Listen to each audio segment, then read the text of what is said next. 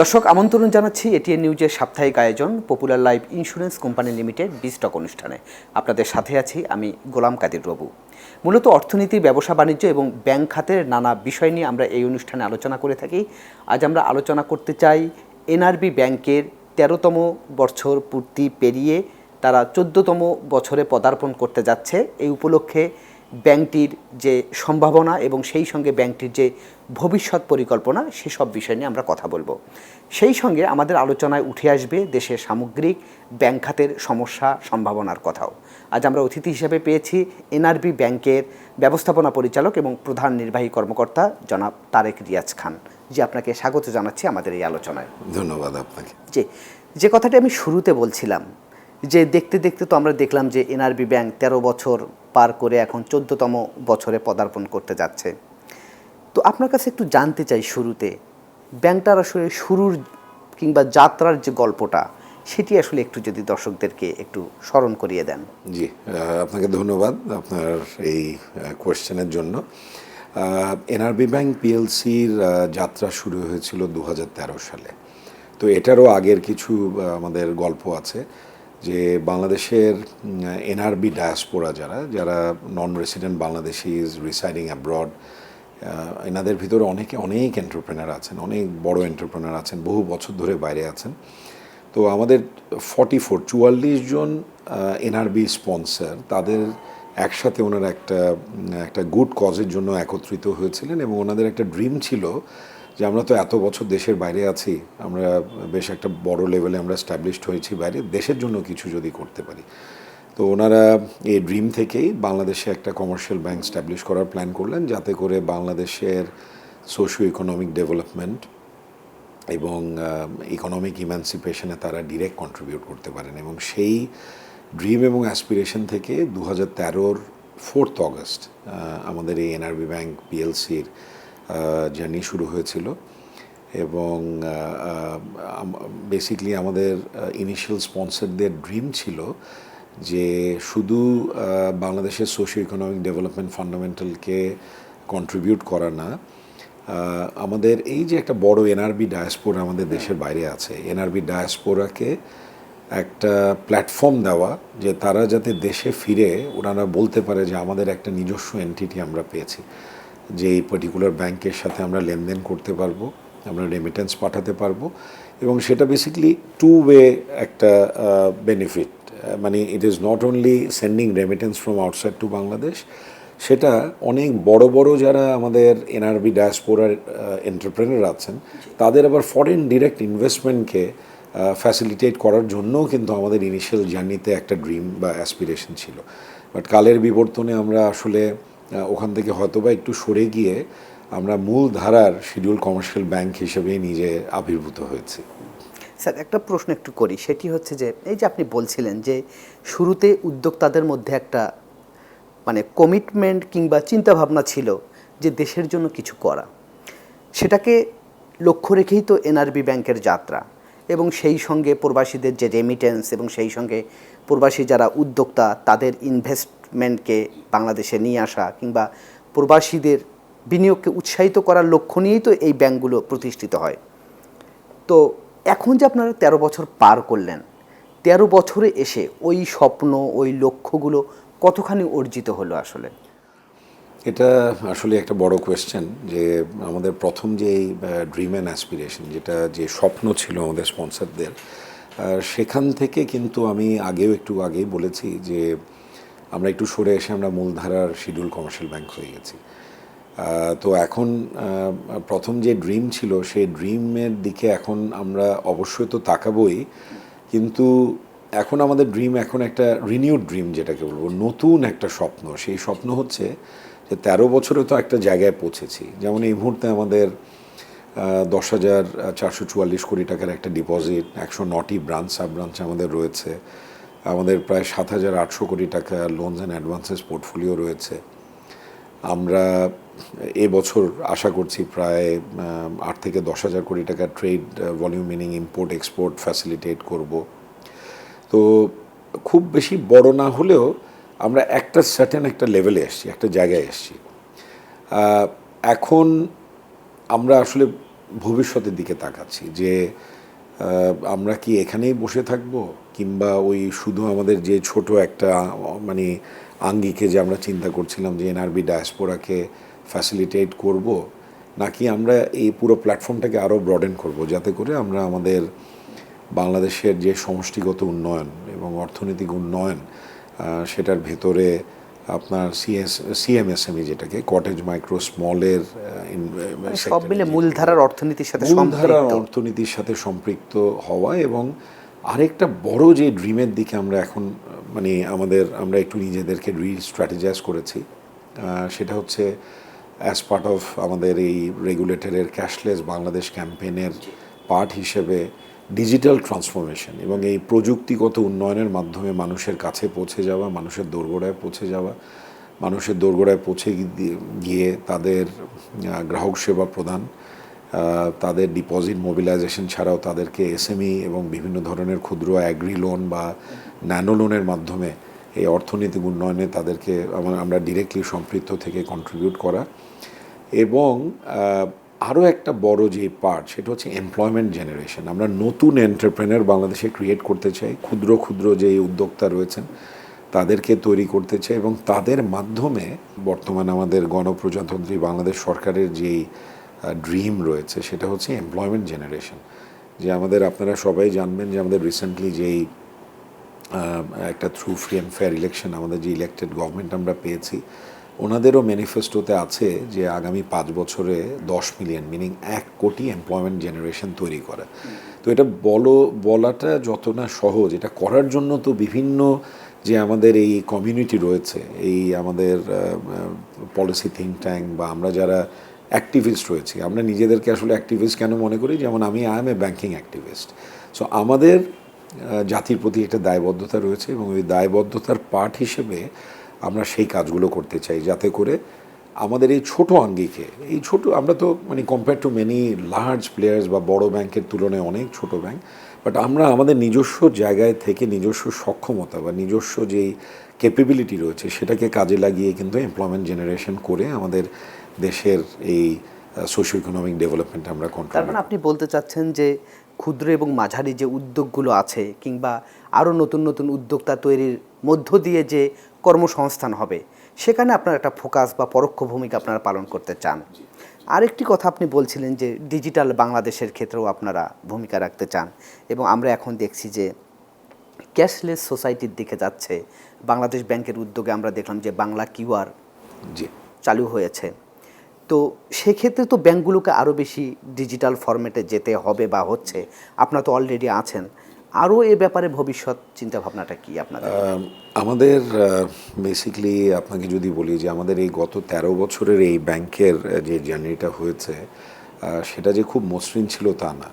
আপনারা সবাই জানেন যে 2009 থেকে 2024-এর এই পিরিয়ডে আমাদের এই ব্যাংকিং সেক্টরে একটা ম্যাসিভ ডেটোরিয়েশন হয়েছিল, এবং সেটার মূল কারণ ছিল ল্যাক অফ গভর্নেন্স, কমপ্লায়েন্স এবং রিস্ক ম্যানেজমেন্টের যে ব্রিজগুলো, ফান্ডামেন্টাল ব্রিজ, পলিসির কোনো তোয়াক্কা না করে ডিকটেটেড লোন দেওয়া, এবং সেই লোন এমবেজলমেন্ট, মিনিং আপনার fund diversion, corruption, embezzlement, money laundering, এগুলো হয়েছে, এবং প্রচুর অ্যাবিউস হয়েছে আমাদের এই ইন্ডাস্ট্রিতে।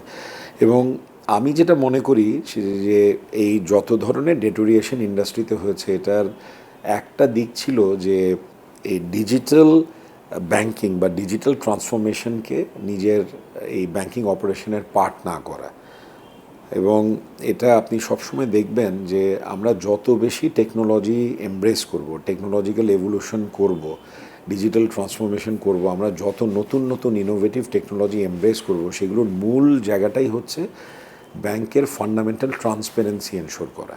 এবং এই ট্রান্সপারেন্সি কখনোই আপনি এনশোর করতে পারবেন না যদি আমাদের এই পুরনো ধারার ব্যাংকিংয়ের যে অপারেশন আছে সেটা যদি আমরা কন্টিনিউ করি, এবং আমাদের এই বাংলাদেশকে যদি একটা করাপশন ফ্রি এবং ফরওয়ার্ড লুকিং এবং প্রোগ্রেসিভ একটা সোসাইটিতে যদি আমরা কনভার্ট করতে চাই, আমাদের অবশ্যই ডিজিটাল ট্রান্সফরমেশনে যেতে হবে। এবং আপনারা শুনে খুবই খুশি হবেন যে আমাদের এই ব্যাংকের as part of banking sector reform, আমরা সবাই জানি 2024 আমাদের জুলাই অগাস্ট রেভলিউশন পরবর্তী যে ইন্টারিম পিরিয়ড ছিল, সেই সময় থেকেই আমাদের ব্যাংকিং সেক্টর রিফর্ম শুরু হয়ে গিয়েছিল under the direct supervision of আমাদের রেগুলেটর বাংলাদেশ ব্যাংক, এবং তারই পথ ধরে আমাদের খুবই রিসেন্টলি যেই আমাদের নির্বাচিত সরকার বাংলাদেশের এই আমি বলবো যে পরিচালনায় এসছেন, তারাও কিন্তু তাদের ডিরেকশনাল গাইডেন্স দিয়েছেন যে ওনাদের ইলেকশন ম্যানিফেস্টোতেও আছে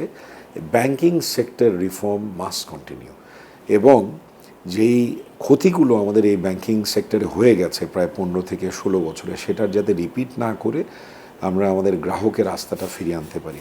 তো আসলে আপনি খেয়াল করে দেখবেন আমি অনেকগুলো কথা বলেছি। একটা বলেছি ট্রান্সপারেন্সি এনশোর করা, গ্রাহকের আস্থাকে প্রতিষ্ঠিত করা এবং করাপশন ফ্রি সোসাইটি তৈরি করা। এই সবগুলোর পেছনে কিন্তু থাকবে ডিজিটাল ট্রান্সফরমেশন। আমাদের বাংলাদেশ ব্যাংক, আমাদের অনারেবল রেগুলেটর 12ই মার্চ 2025-এ আমাদের এই ব্যাংকের বোর্ডটাকে রিকনস্টিটিউট করেছেন, এবং আমরা এই মুহূর্তে একটা খুবই প্রফেশনাল আমরা বোর্ড পেয়েছি। আমাদের ব্যাংকের ফাউন্ডার এবং চেয়ারম্যান উনি আমাদের বোর্ডের চেয়ারম্যান হিসেবে ফিরে এসেছেন, এবং ওনাকে অ্যাসিস্ট করার জন্য আমাদের বাংলাদেশ ব্যাংকের অ্যাপয়েন্টেড 6 জন প্রফেশনাল ডিরেক্টর, ইন্ডিপেন্ডেন্ট ডিরেক্টর আমাদের বোর্ডে বসেন। তো এই বেনিফিটটা যেটা হচ্ছে, আমি আবার যেটা বলবো যে করাপশন ফ্রি সোসাইটি তৈরি করার জন্য যে কিন্তু গুড গভর্নেন্স স্ট্যাবলিশ করতে হবে, এবং গুড গভর্নেন্স শুধুমাত্র আমাদের এই ন্যাশনাল স্ফেয়ারে না, প্রত্যেকটা অংশে লাগবে, এবং সেটার একটা বড় অংশ ইকোনমির এই চালিকা শক্তি হচ্ছে ব্যাংকিং। ব্যাংকিংয়ের এই পার্টিকুলার সেক্টরে যদি আমরা গুড গভর্নেন্সকে স্ট্যাবলিশ করতে পারি, আপনি অটোমেটিক্যালি সেটার সুফল আমাদের পুরো দেশের অর্থনীতি এবং আমাদের সমষ্টিগত আমাদের যেই গণ্ডিটা রয়েছে সেখানে কিন্তু আমরা সেটাকে পাবো। যে কথাটা বললেন যে এখন সেই পুরনো ধাঁচের ব্যাংকিং ব্যবস্থা দিয়ে আসলে খুব বেশি দূর যাওয়া যাবে না, আমাদের কাঠামোগত পরিবর্তন দরকার। সেক্ষেত্রে ডিজিটাল ব্যাংকিং একটা বড় শর্ত হিসেবে কাজ করবে। তো বাংলাদেশে এখন পুরোপুরি ডিজিটাল ব্যাংকিং সিস্টেম চালু করার মতো অবকাঠামো কি এখন পর্যন্ত তৈরি হয়েছে, বা সেক্ষেত্রে আমাদের সীমাবদ্ধতা কোথায়? এই দুটি প্রশ্নের উত্তর আমি নেব। তার আগে নিচ্ছি স্যার একটি বিরতি। আপনি বিরতির পরে এসে এই দুটি প্রশ্নের উত্তর একটু দেবেন। দর্শক, আমরা দেখছিলাম popular life insurance company limited বিস্টক। এবার নিচ্ছি ছোট্ট একটি বিরতি, আমাদের সঙ্গেই থাকুন।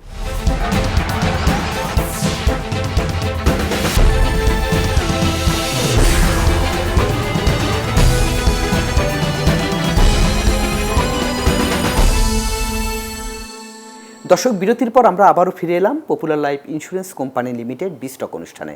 আজ আমরা আলোচনা করছি দেশের ব্যাংক খাতের সামগ্রিক অবস্থা নিয়ে। আমাদের সঙ্গে অতিথি হিসেবে আছেন এনআরবি ব্যাংকের ব্যবস্থাপনা পরিচালক এবং প্রধান নির্বাহী কর্মকর্তা তারেক রিয়াজ খান। যে আপনাকে আরেকবার স্বাগত জানাচ্ছি। জি, বিরতির আগে আপনার কাছে যে প্রশ্ন দুটো করেছিলাম, এক হচ্ছে যে সংস্কারের যে উদ্যোগ ব্যাংকিং খাতে নেওয়া হয়েছিল সেটার আসলে প্রভাব কতখানি ব্যাংকিং খাতে পড়লো, এক। দুই হচ্ছে ডিজিটাল ফরম্যাটে যে আমরা এগুচ্ছি, ব্যাংকিং ব্যবস্থাকে নিয়ে যাচ্ছি, সেটার জন্য বাংলাদেশ অবকাঠামোগতভাবে কতখানি প্রস্তুত, কিংবা এখানে সমস্যা আছে কিনা? আমি যেটা মনে করি যে এই ঠিক আমাদের 2024 পূর্ববর্তী সময় এবং আমাদের পরবর্তী যে সময়ে সিগনিফিক্যান্ট ফান্ডামেন্টাল চেঞ্জ হয়েছে আমাদের এই ব্যাংকগুলোতে। As part of banking sector reform reconstituted হয়েছে বোর্ড, প্রফেশনাল বোর্ড মেম্বাররা এসে গেছেন অনেকগুলো ব্যাংকে। যেমন আমি আমার নিজের ব্যাংকে খুব প্রাউডলি আমি বলতে পারি যে আমাদের এই রিকনস্টিটিউটেড বোর্ড আসার পরে being a professional managing director আমি কি পেয়েছি? আমি যেটা পেয়েছি, zero dictated loan, zero recruitment request, zero procurement. আমাদের অন্য কোনো প্রেশার এই মুহূর্তে নেই। তো আপনি যদি বলেন যে আমরা এই রিফর্মের পার্ট হিসেবে কি পেয়েছি, আমি আপনাকে আমার নিজের স্টেটমেন্ট, নিজের এক্সপিরিয়েন্স দিলাম যে আমরা অনেক কিছু পেয়েছি। এবং আমি মনে করি এভাবে যদি আমাদের ইন্ডাস্ট্রিটাকে চলতে দেওয়া হয়, আগামী 5 থেকে 7 বছরে আপনারা কিন্তু একটা অসাধারণ একটা স্ট্রং এবং রোবাস্ট ব্যাংকিং এনভায়রনমেন্ট আমাদের এই বাংলাদেশে পাবেন।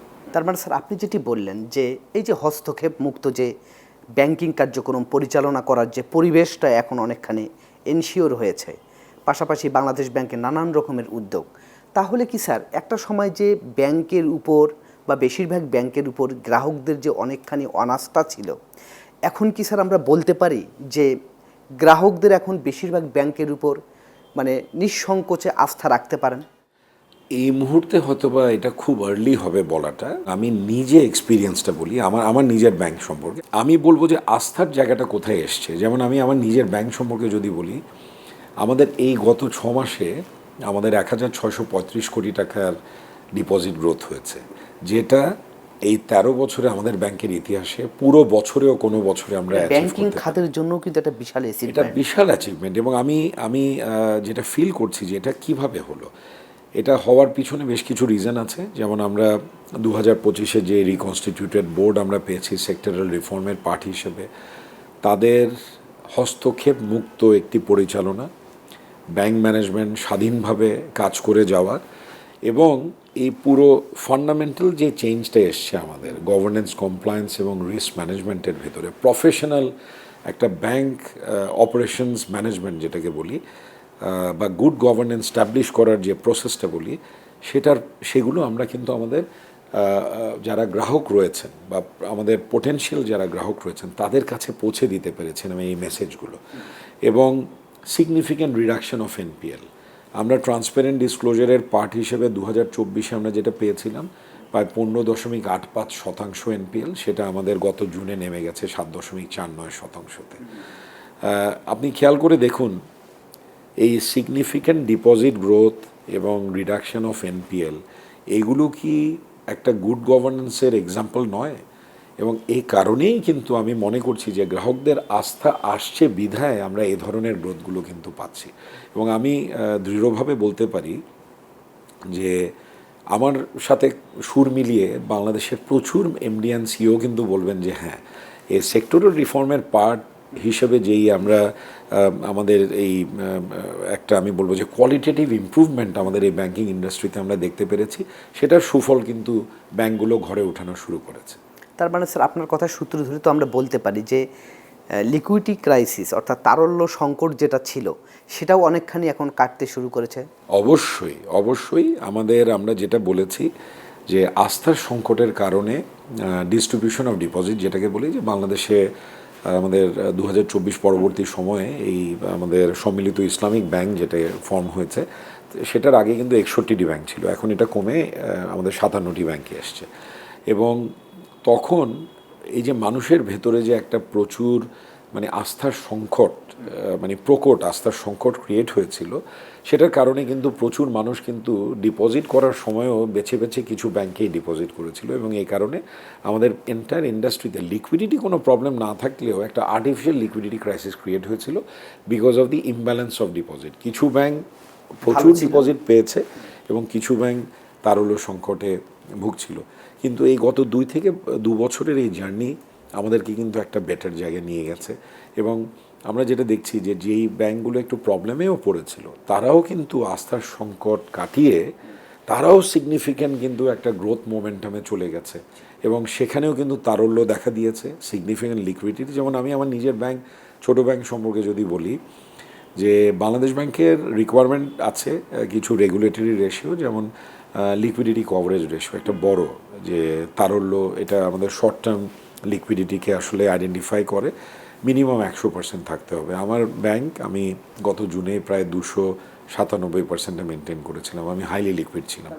এবং লঙ্গার টার্ম লিকুইডিটি যেটা নেট স্টেবল ফান্ডিং রেশিও, সেটাও 100-র উপরে থাকতে হয়, সেটাও আমি 108-এ মেনটেন করেছিলাম। সো তার মানে কি ইন্ডিকেশন। এবং আমি আরও একটা আপনাকে আমি গুড নিউজ দেব যে এই গ্রোথের কারণে আমরা গত জুনেও আমাদের অ্যাসেট ডিপোজিট রেশিও আমরা শেষ করেছি 73.91%। বিশাল ব্যাপার। তার মানে এনআরবি ব্যাংক পিএলসি একটা 4th জেনারেশন ব্যাংক, যেখানে বোর্ড রিকনস্টিটিউটেড হয়েছে আপনার গত বছরের মার্চে 2025-এ, যেখানে সব খুবই ন্যাচারালি এবং স্বাভাবিকভাবে মানুষের ভিতরে আস্থার সংকট ক্রিয়েট হতে পারত, কিন্তু সেই আস্থার সংকটটাকে কাটিয়ে আমরা কিন্তু একটি উজ্জ্বল ভবিষ্যতের দিকে কিন্তু এখন যাত্রা শুরু করেছি।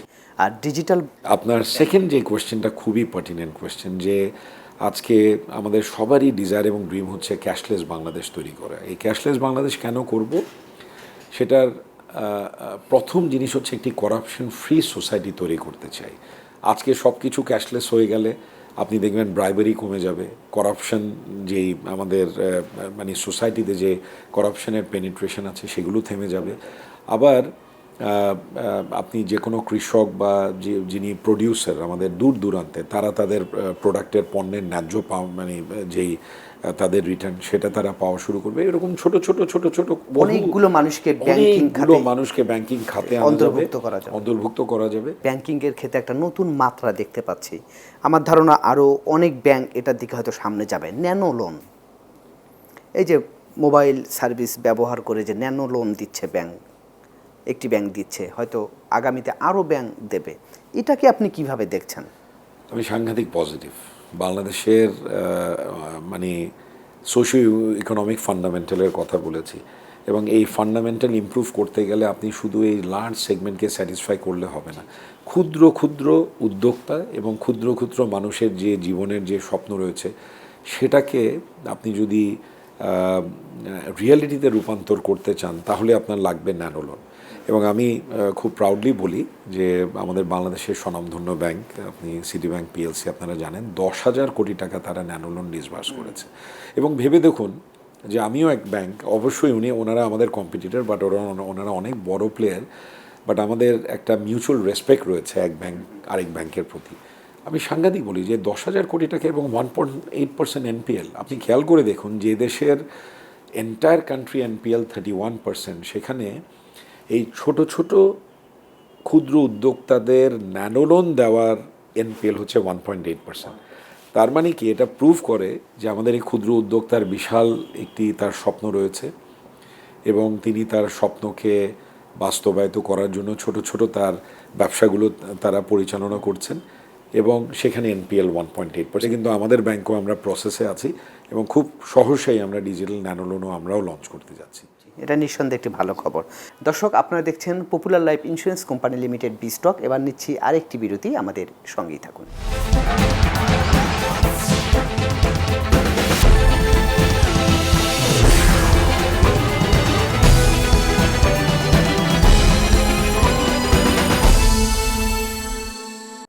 দর্শক, বিরতির পর আমরা আবারও ফিরে এলাম popular life insurance company limited B-stock অনুষ্ঠানে। আজ আমরা আলোচনা করছি সামগ্রিক ব্যাংক খাতের সার্বিক অবস্থা নিয়ে। আমাদের সঙ্গে অতিথি হিসেবে আছেন এনআরবি ব্যাংকের ব্যবস্থাপনা পরিচালক এবং প্রধান নির্বাহী কর্মকর্তা তারেক রিয়াজ খান। আপনাকে আরেকবার স্বাগত। আপনি বলছিলেন যে ব্যাংকগুলোতে এখন সুশাসন অনেকখানি নিশ্চিত হচ্ছে এবং তার কারণেই গ্রাহকদের আস্থা ফিরছে, এবং সেটার প্রভাবও আমরা দেখতে পাচ্ছি যে ব্যাংকিং খাতে তারল্যও বাড়ছে। কিন্তু ইদানিং আমরা খেয়াল করছি ব্যাংকগুলোতে আর তারল্যের সংকট নেই, কিন্তু ব্যাংকগুলোর মানে লোন ডিসবার্সমেন্ট খুব কম হচ্ছে, মানে অতিরিক্ত তারল্যের চাপে আছে ব্যাংকগুলো। কেন আসলে বিনিয়োগকারীরা লোন নিচ্ছেন না, কেন তারা নতুন নতুন ব্যবসায় সম্প্রসারণ করছেন না, এটি কেন হচ্ছে? মানে লোন নেওয়ার আগ্রহ কমে যাচ্ছে কেন? আসলে দেখুন, এটা তো আমি আবার বলবো যে একটা ইকোনমিক সাইকেলের পার্ট।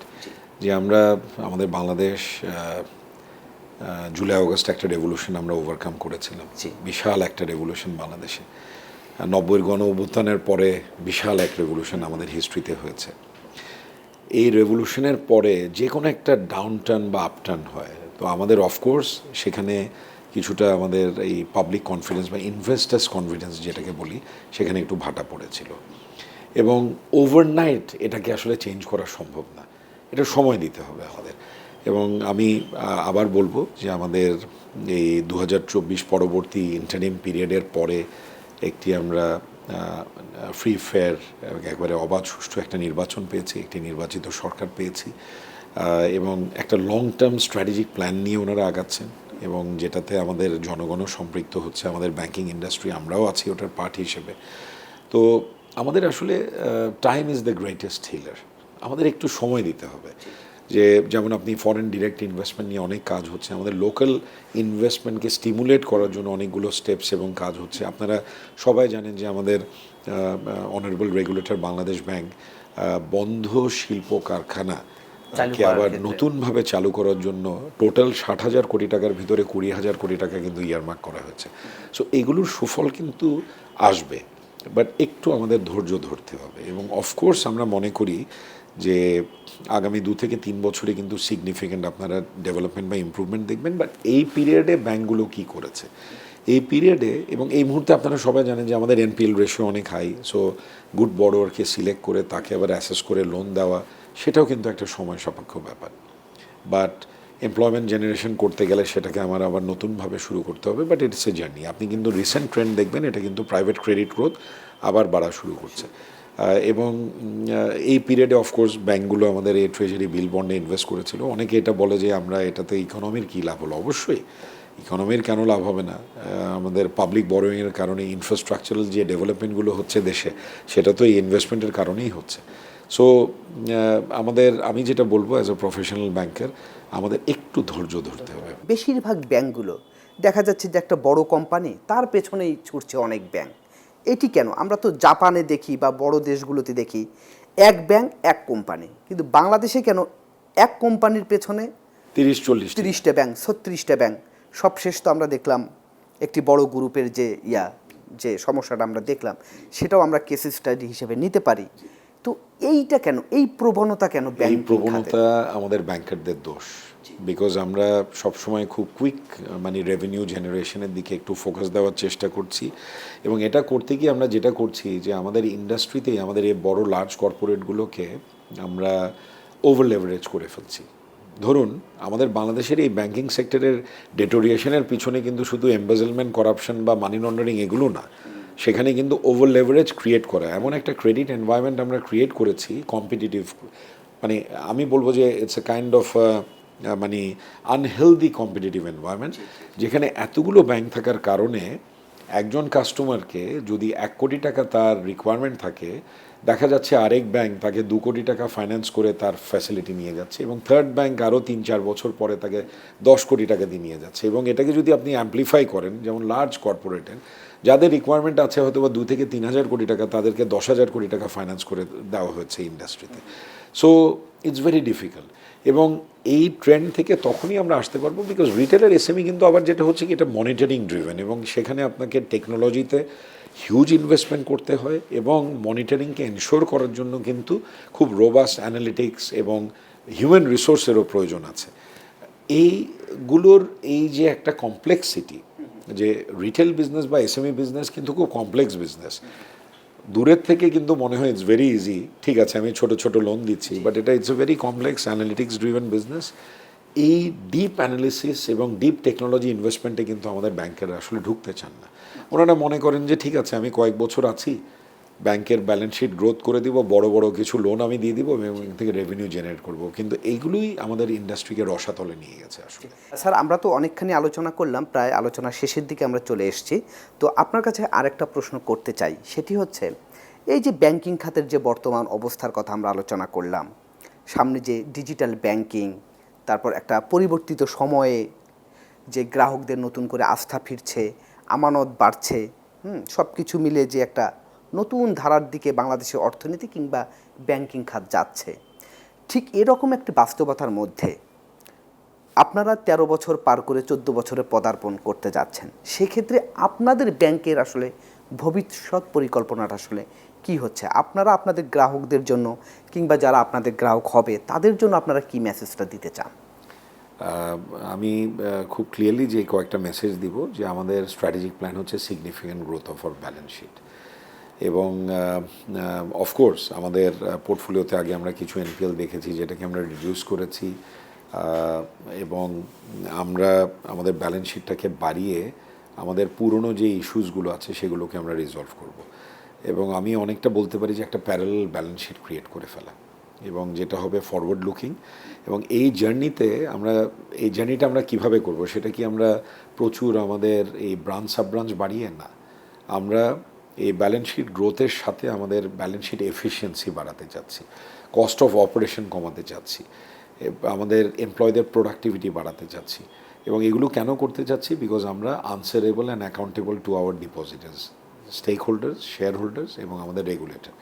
এবং আমরা যদি কস্ট ইনকাম রেশিওটাকে কমাতে পারি, ব্যালেন্স শিটটাকে যদি গ্রো করতে পারি, তাহলে খুব এফিশিয়েন্ট ব্যালেন্স শিট ম্যানেজমেন্টের মাধ্যমে আমাদের প্রফিট ম্যাক্সিমাইজেশন হবে।